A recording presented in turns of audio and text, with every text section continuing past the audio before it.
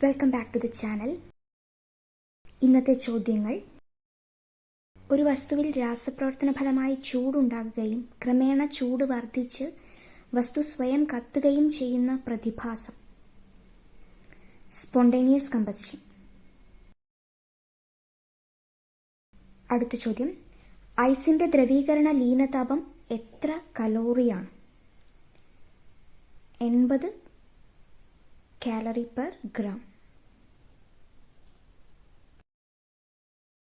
ദ്രാവകങ്ങളിലും വാതകങ്ങളിലും ചൂട് വ്യാപിക്കുന്നത് ഏത് മാർഗത്തിലൂടെയാണ്? സംവഹനം. ശ്വസിച്ചാൽ ഏറ്റവും അപകടകാരിയായിട്ടുള്ള വാതകം carbon monoxide. Thanks for watching.